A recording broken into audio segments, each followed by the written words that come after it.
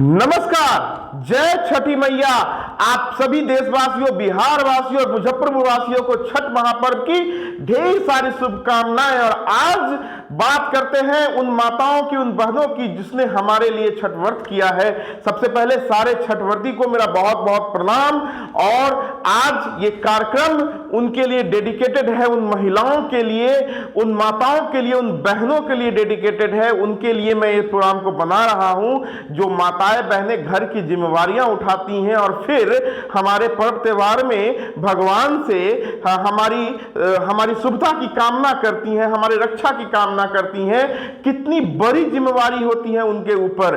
घृणी एक जो शब्द है ना, कहने में शायद आसान हो सकता है, सुनने में आसान हो सकता है, लेकिन एक घृणी के कंधों पे जो जिम्मेवारियां होती हैं वो आसान नहीं होता है, वो कहीं से भी आसान नहीं होता है। घृणी कौन होती हैं? जो अपने घर में अपने पति से लेकर, अपने सास से लेकर, अपने ससुर से लेकर अपने बच्चों तक के मन को पूरा करती हैं, उनके डिमांड को पूरा करती हैं, उनके लिए खाना परोसती हैं, अगर कोई बीमार है तो उनकी सेवा करती हैं, घर का कचरा भी वही साफ करती हैं और करवाती हैं। कचरे से लेकर खाना तक का जो सफर तय करती हैं वही होती हैं घृणी। बहुत छोटा सा शब्द है लेकिन घृणी बहुत बड़ा शब्द है। और जब जैसे कि आज लोक आस्था का महान पर्व चल रहा है, जब कोई पर्व आता है तो अपने पति के लंबी आयु के लिए, अपने बेटे के लंबी आयु के लिए जीव बर्तिका और छठ महापर्व या तीज ऐसा व्रत करती हैं तो वो होती हैं घृणी। जी हां, अगर किसी घर में घृणी नहीं हो तो उस घर में लक्ष्मी का वास नहीं होता, वो घर घर नहीं होता। जिस घर में महिला नहीं हो वो घर घर नहीं कहते उसको।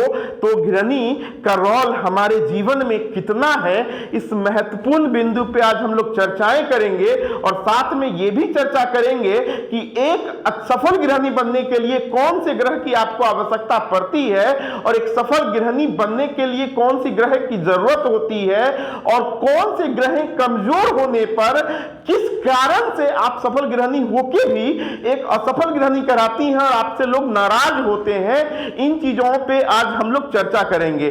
घृणी बहुत आसान सा शब्द, लेकिन आप घृणी कब बनती हैं? जब आपका विवाह होता है, जब आपको चूल्हे चौके का जिम्मेवारी मिलती है, आपके घर में चूल्हे चौके की जिम्मेवारी मिलती है, घर के देखभाल की जिम्मेवारी मिलती है, घर में साज सज्जा की जिम्मेवारी जब आपको मिलती है तब आप बनते हैं एक घृणी। और जब सारे लोग आपसे खुश रहते हैं, घर सुंदर दिखता है, साज सज्जा रहता है, सारे लोग आपसे प्रभावित रहते हैं तो आप कहलाती हैं कुशल गृहिणी। लेकिन सब कुछ होने के बावजूद अगर आप बोल देती हैं कुछ ऐसा, थोड़ा सा कर देती हैं डोमिनेट, तो लोग हो भी जाते हैं आपसे बहुत जल्दी नाराज और कहते हैं तुम करती क्या हो। आपके पति भी कभी कह सकते हैं कि तुम करती क्या हो, आपके भाई भी, आपके ससुर भी कह देते हैं कि तुम करती ही क्या हो। लेकिन ऐसा नहीं है मित्रों, ऐसा एकदम नहीं है मित्रों। घृणी बहुत बड़ी जिम्मेवारियों को हमारे जीवन में निभाती हैं। जी हां, घृणी हमारे जीवन में बहुत बड़ी जिम्मेवारियों को निभाती हैं। आज मैं चर्चाएं करूंगा कि एक सफल गृहिणी बनने के लिए कौन कौन से ग्रह अच्छे होने चाहिए। सबसे पहले आपका अच्छा होना चाहिए मंगल। जी हां, सबसे पहले अच्छा होना चाहिए आपका मंगल, उसके बाद आपका अच्छा होना चाहिए बृहस्पति, उसके बाद आपका अच्छा होना चाहिए शुक्र। जी हां, मंगल, बृहस्पति, शुक्र और फिर बारी आती है बुध की। जी हां, ये 4 ग्रहों का अगर आपको सफल मिल रहा है साथ, तो आप हैं एक कुशल गृहिणी। और अगर इन 4 ग्रहों का आपको सफल साथ नहीं मिल रहा है तो आप कुशल गृहिणी नहीं हैं। आइए मैं बताता हूं कैसे। जैसे कि आप सफल गृहिणी कब होंगे? जब आप अपनी भावनाओं को व्यक्त करेंगे, आपकी वाणी लोगों को खूब समझ में आएगी, आप क्या कहना चाहते हैं लोगों को समझ में आएगी, आपके बात को लोग जो उल्टा नहीं पकड़ेंगे, तब आप एक सफल गृहिणी कराएंगे। और ये करवाता कौन है? बुध। जी हां, ये करवाता है बुध। तो अगर आपको भी ऐसा लगता है कि आप सब कुछ करती हैं लेकिन आपके बोली से या आपकी पत्नी के बोली से सब कुछ खराब हो जाता है, आपको बोलने नहीं आता है, तो कहीं ना कहीं बुध की है कमजोरी। और बुध नहीं दे रहा है आपका साथ, करे गणेश जी की सेवा, गणेश जी की पूजा अर्चना, ओम गण गणपति नमः का जाप, गणेश जी पे रोज चढ़ाए दुर्वा, हल्दी और दही।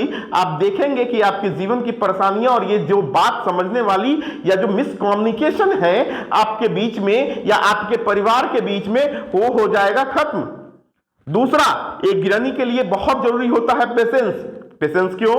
क्योंकि एक ही वक्त, जब सुबह का वक्त होता है तो एक ही वक्त पे आपके बच्चे नाश्ता मांग रहे होते हैं, उसी वक्त आपके पति ऑफिस जाने के लिए देर हो रहे होते हैं, वो कोई जरूरी कागजात और वो भी खाना मांग रहे होते हैं, और उसी समय आपके घर में वृद्ध सास और ससुर है, एक ननद है जवान, एक देवर है जिसकी भी ख्वाहिशों को पूरा करना है, उनको भी सही समय पे खाना देना है। तो एक ही साथ जैसे हमला होता है ना युद्ध के मैदान में, वैसे आपके ऊपर हमला होने लगता है, और अगर आपके अंदर पेशेंस नहीं है तो आप चिड़चिड़ा जाएंगी, आपको बहुत गुस्सा आएगा और आप रिएक्ट करेंगी, और जैसे ही आप रिएक्ट करेंगी लोग कहेंगे आप अच्छे नहीं हैं, आप अच्छे गृहिणी नहीं है। तो मंगल का मजबूत होना बहुत जरूरी है।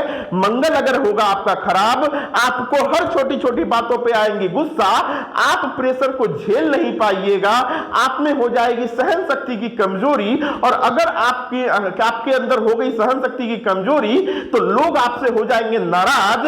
सब कुछ करने के बावजूद आप नहीं कहलाइएगा एक सफल गृहिणी। जी हां। उसके बाद आती है बात शुक्र की। शुक्र क्या है? शुक्र आकर्षण है। आपके अंदर से आकर्षण नहीं दिख रहा है तो सबसे पहले तो आपके खुद के पति जो आपको ब्याह के लाए हैं, जिसके पीछे आप आई हैं, वही आपके पीछे कुछ समय के बाद आपके ऊपर ताकना बंद कर देंगे, क्योंकि आपके अंदर कहेंगे आकर्षण नहीं है, तुमने कैसा कपड़ा पहन रखा है, तुमने साज सज्जा अच्छा से नहीं किया है। साज सज्जा में क्योंकि आपको मन नहीं लगेगा, क्योंकि आपको सजने संवरने में मन नहीं लगेगा।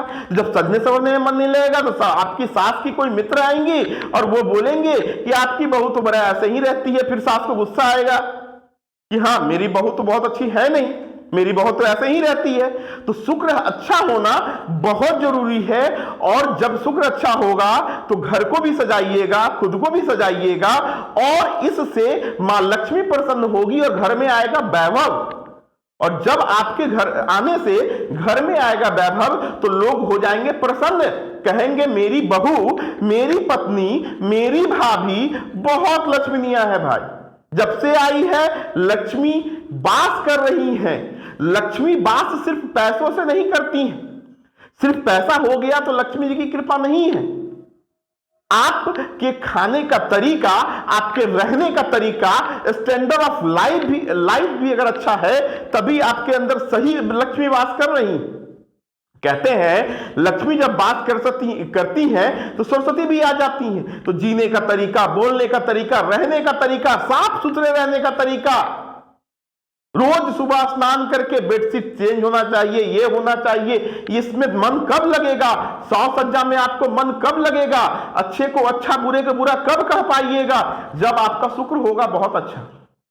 शुक्र अगर होगा खराब तो आप ऐसा नहीं कर पाइएगा, यकीनन मानिए आप नहीं कर पाइएगा। उसके बाद आती है बृहस्पति की बारी। बृहस्पति अगर होगा खराब तो आपको जस नहीं मिलेगा। जी हां, बृहस्पति अगर होगा खराब तो जस नहीं मिलेगा। लोग आप ही का खाके, आपसे काम करवा के, सब कुछ बोलने के बाद आपका गुण तो नहीं गाएंगे, कहेंगे कौन सा बड़ा काम किया, ये तो तुम्हारी ड्यूटी है। हां, एक गृहिणी की ड्यूटी जरूर है, लेकिन आपको थैंक यू बोलना भी है। मैं घर के सारे मेंबर्स को कहता हूं थैंक यू भी बोलना चाहिए। अगर आप एक गृहिणी से काम करवाते हैं तो आपको थैंक यू भी बोलना चाहिए। इसलिए बृहस्पति का अच्छा होना बहुत जरूरी है। तो ये चार ग्रह जो मैंने बताई, मंगल, बुध, बृहस्पति और शुक्र, इस चार ग्रहों का अगर मजबूती नहीं रहेगा तो आप बहुत बेहतर सही में नहीं कर सकते। तो मैं बस आपको इतना ही कहना चाहूंगा, एक छोटा सा बात कहना चाहूंगा कि अगर आप महिला हैं, आप एक गृहिणी हैं, तो आप जागिए, समझिए कि आपकी कौन सी ग्रह खराब है, इनमें से क्या हो रहा है। क्या आपको किसी की वाणी अच्छी नहीं लग रही है, या आपकी वाणी किसी को अच्छी नहीं लग रही? एक मिसकम्युनिकेशन है, आप बात करने से ही सकती हैं, या लोग आपसे बाखुल के बात करने से ही सकते हैं। तो इसका मतलब आपका बुध खराब है। आपको 100 सज्जा करने की इच्छा खत्म हो गई है। आप कहेंगी मैं तो परेशान हो गई, मैं तो जिम्मेवारियां निभाते निभाते मैं परेशान हो गई हूं, अब मुझे कुछ नहीं करने का इच्छा करता है। इसका मतलब इच्छा नहीं मरी है आपकी, आपका शुक्र है खराब। सब कुछ करने के बाद भी 100 सज्जा करती है, कोई मिसकम्युनिकेशन नहीं है आपके अंदर, बहुत पेशेंस के साथ आप बहुत मेहनत कर रही हैं, सुबह से रात तक खट रही हैं, उसके बावजूद भी कोई यश नहीं दे रहा है। इसका मतलब बृहस्पति है खराब। और हर बात पे अगर आपको आ रहा है गुस्सा तो मंगल है खराब। और इन चारों ग्रहों को अगर कोई खराब कर दे तो एक सफल गृहिणी बन ही नहीं सकती। इसलिए आप एक सफल गृहिणी कैसे बने, इन चारों लक्षणों को पहले पहचानिए। ज्योतिष सिखाने में आज इस कार्यक्रम को क्यों कर रहा हूं, क्योंकि मैंने देखा कि मैं एक ज्योतिष पढ़ा रहा हूं। मुझे आपको ज्योतिष का विद्यार्थी नहीं बनाना, ना उसका गुरु बनाना है, ना आप उसमें इंटरेस्टेड है। आपको अपने जीवन का हल चाहिए और मैं देने आया हूं हल। तो मैं दूंगा कुछ एग्जाम्पल्स जिससे आपको मिलेगा हल। और ये मैंने आज शुरुआत की है और मैं सारे लोगों के लिए मैं ऐसा करता रहूंगा। चाहे आप विद्यार्थी हो, चाहे आप गृहिणी हो, चाहे आप वर्किंग लेडी हो, चाहे आप एक अच्छे हस्बैंड कैसे बने, कौन से ग्रह चाहिए एक अच्छे हस्बैंड बनने के लिए, मैं इन पे इस कार्यक्रम को लाऊंगा।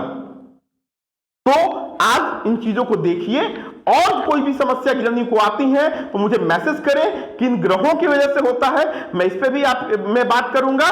तब तक दीजिए इजाजत। और हां, अपने लक्षणों को पहचानिए, अपने ग्रहों को ठीक कीजिए।